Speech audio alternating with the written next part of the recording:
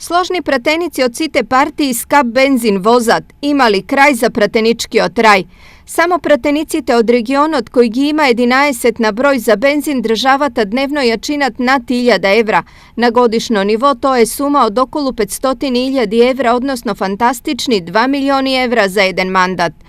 Најмногу патни трошоци им се исплаќаат на пратениците од Берово и Делчево кои за 320 поминати километри до и од Скопје добиваат по 6024 денари дневно. Следуваат кочанските пратеници кои за дестинација од 240 километри од и до Скопје земаат по 4410 денари. Најмалку пари за патни трошоци по 2200 денари на ден добиваат пратениците од Штип, но сите тројца заедно за бензин државата ја чинат 6600 денари дневно. За само 3 месеци во кои собранието не работеше под полна паре, а 45 пратеници кои не живеат во Скопје потрошиле околу 74.000 евра од буџетот, покажуваат податоците за исплатен надомест за патни трошоци. Списокот на пратеници кои за само еден месец зеле најмногу пари за бензин изгледа вака. Од ВМРО ДПМН е Муковски 156.000 денари, Затуровска 103.000, Кузмановска 100.000, Илиовски 100.000, Исмаиловска 103.000, Василевски 106.000 денари.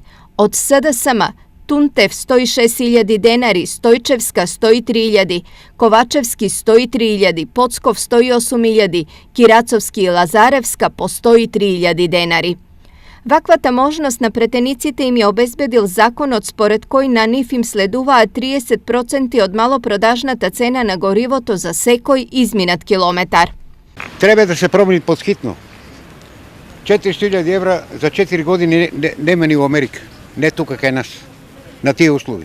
Работи за 10.000 денари, а они имаа по 120.000, това е многу. По наши услови, на нас е многу помалку од них. Треба сме. Према них сме ние нула. Треба да ги намалат, а сега некој што зима 9.000 динара пензијата, господинот што зима 8.000 дарки зимал сега 14. На него многу ли се? А за вие сиромаците, треба да ја покачат изгледа. За мене према скапијата треба да намалат, према другите луѓе што имат со мали плати, треба да се намалат. Треба стварно да се намалат, многу се. А да се гледа на другите работници на како заработуваат, што заработуваат. Закана за пратеничкиот рај и енормно високите суми кои ги ставаат во джепе предлогот кој го дава пратеникот Томислав Тунтев, ако е во насока на намалување на сумите кои на народните избраници им се исплаќаат за пат. Едно е постоечкото, меѓутоа да се регулира онака како што е потребно за да не се злоупотребува.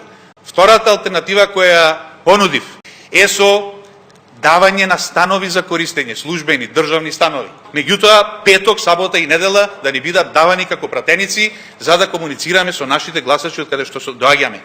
Третата алтернатива која нудиме е со давање надомест за одвоен живот и за изнајмување стан под кирија. Четвртата алтернатива која нудиме е хотелско сместување на тендер за кој ќе се одлучи собранието. Инаку за вработените во сите останати државни институции надоместокот за пат се пресметува во висина на автобуска карта.